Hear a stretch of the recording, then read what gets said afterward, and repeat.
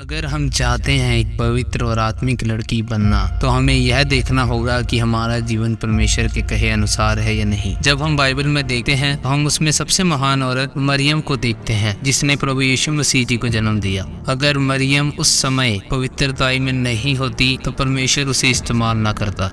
आप भी चाहते हो कि परमेश्वर आपको इस्तेमाल करे, तो अपने आप को और अपने कामों को जो आप अपने जीवन में करते हो, पहले उसे परखो और उसे जांचो कि वह परमेश्वर के कहे अनुसार है या नहीं। नीति वचन 31:30 में लिखा है, शोभा तो झूठी और सुंदरता व्यर्थ है, परंतु जो स्त्री यहोवा का भय मानती है उसकी प्रशंसा की जाएगी। क्या आप यहोवा का भय मानते हैं कि उसने जो कहा है हमें वह मानना जरूरी है? क्योंकि शोभा तो झूठी और सुंदरता व्यर्थ है, यानी जो शोभा हम लोगों के द्वारा कमाते हैं, इंस्टाग्राम, फेसबुक या कोई भी ऐसा सोशल मीडिया जहां से लोग हमारी प्रशंसा करते हैं या हमें सराहना देते हैं, वह तो व्यर्थ है। तो हमें यह जानना जरूरी है कि हमें सजने या संवरने की जरूरत नहीं, परंतु परमेश्वर के कामों को करने की जरूरत है। और परमेश्वर के काम सिर्फ और सिर्फ यही है कि हम अपनी पवित्रताई को बरकरार रखें। एक औरत को परमेश्वर का श्रृंगार करने की जरूरत है, यानी उसके पवित्र वचनों को अपने ध्यान में रखना। इसलिए आपको उस चांदी के समान रहना होगा जिसका शुद्ध रहना जरूरी है, ताकि परमेश्वर उस चांदी को मंदिर में लाए और वह परमेश्वर के बर्तन में इस्तेमाल हो सके।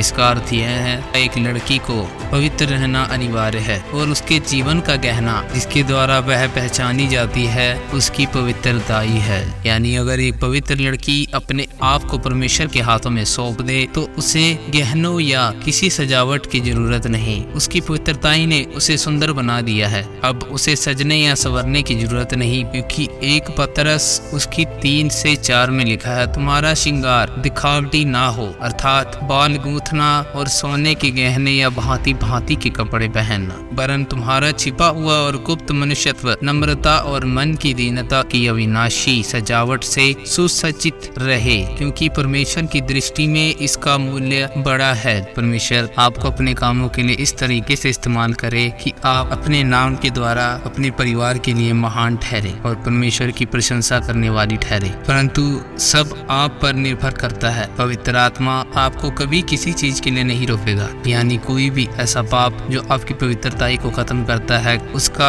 मूल्य मिलना अनिवार्य है। परंतु हमें उस परीक्षा के समय में परमेश्वर के वचनों को याद करना जरूरी है और ध्यान में रखना जरूरी है। नीति वचन 11:22 में लिखा है, जो भले बुरे में भेद नहीं करती, उस स्त्री की सुंदरता ऐसी है जैसे किसी सुअर की थुथनी में सोने की नथ। इस वचन के द्वारा परमेश्वर यह बताना चाहता है कि एक सुअर को अगर आप कितना भी नहला दे, धुला दे, कितना भी साफ रख लें, आखिरकार वो जाता कीचड़ में ही है। उसी प्रकार से आपको भी इसी तरीके से चलना होगा कि आप उस सुअर की नाई ना ठहरे, परंतु परमेश्वर के कामों के लिए इस्तेमाल हो सके, भले बुरे का भेद जान सकें और ऐसी सुंदरता पाए जो परमेश्वर आपको देना चाहता है, ना कि दिखावटी, क्योंकि दिखाना तो सिर्फ शैतानों का काम है।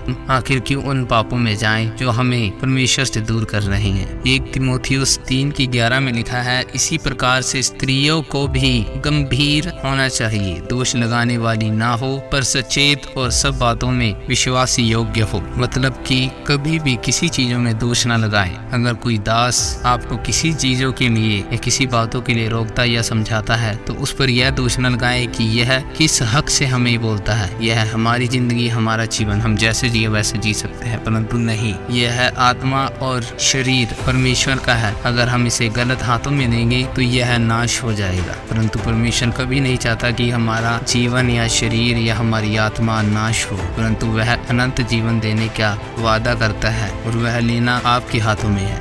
नीति वचन 14:1 में लिखा है, हर बुद्धिमान स्त्री अपने घर को बनाती है, पर मूर्ख उसको अपने ही हाथों से ढा देती है। यानी एक बुद्धिमान स्त्री जो अपने हर कामों से परमेश्वर की महिमा करती है, उसका आदर परमेश्वर करता है और उसका परिवार उसके साथ निरंतर प्रेम से बना रहता है। परंतु एक मूर्ख स्त्री, यानी अपने आप में लोभ करने वाली और अपने आप को ऊंचा समझने वाली, कभी परमेश्वर से महिमा की आशा नहीं कर सकती और वह स्त्री कभी भी किसी भी कारणों से अपने जीवन में आशीष नहीं पा सकेगी। तो क्या आप भी चाहते हैं कि आप भी उन स्त्रियों में आए जो मूर्ख हैं, जो परमेश्वर का भय नहीं मानती? आखिर क्यों हम ऐसे कामों को करें जिसके कारण हम अपने या अपने परिवार की बेइज्जती का कारण ठहरे या अपने जीवन को नरक की आग में धकेल दे? क्योंकि परमेश्वर ने कहा है कि मैं तुम्हें स्वर्ग में देखता, यानी हम स्वर्ग के वासी हैं, ना कि नरक के। तो अपने शरीर को और अपनी आत्मा को परमेश्वर के हाथों में सौंप दें ताकि आप एक पवित्र नारी ठहरे। गलातियों 3 की 28 से 29 में लिखा है, अब ना कोई यहूदी रहा, ना यूनानी, ना कोई दास, ना स्वतंत्र, ना कोई नर, ना कोई नारी, क्योंकि तुम सब मसीह यीशु में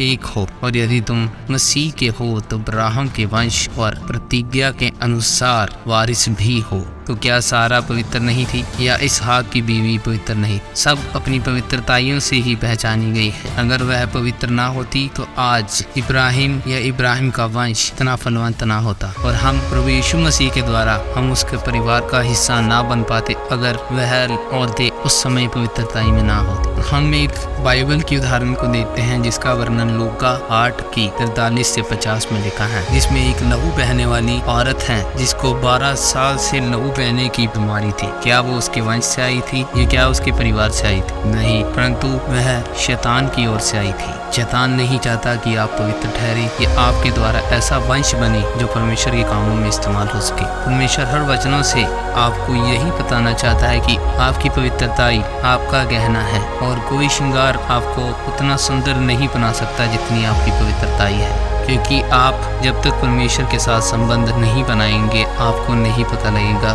कि परमेश्वर आपके जीवन में क्या करना चाहता है। तो अपना संबंध परमेश्वर के साथ बनाएं। तो आज से अपने आप को पवित्र मानिए, ना उन औरतों के साथ बैठिए जो परमेश्वर की बातें नहीं करती और ना उन लोगों के साथ संगति रखें जो अभिमानी और हंकारी हैं। क्योंकि परमेश्वर नहीं चाहता कि आप किसी भी कारण से अपने आप को परमेश्वर से दूर करें। परमेश्वर में बढ़िए और शैतान को अपने ऊपर हावी ना होने दें। इंस्टाग्राम, फेसबुक या कोई भी ऐसा सोशल मीडिया आपको उतनी प्रशंसा नहीं देगा जो प्रशंसा आप परमेश्वर में बढ़कर पा सकते हैं। वह प्रशंसा तो झूठी है, वह सिर्फ एक दिखावा है जो 4 दिन का है, परंतु जो परमेश्वर आपके जीवन में काम करता है वह युगानुयुग आपका सहभागी रहेगा और आपके बच्चे आपके द्वारा आशीषित होंगे। आज की वीडियो में इतना ही। अगली वीडियो में आपसे फिर मुलाकात होगी। सबको जय मसीह की।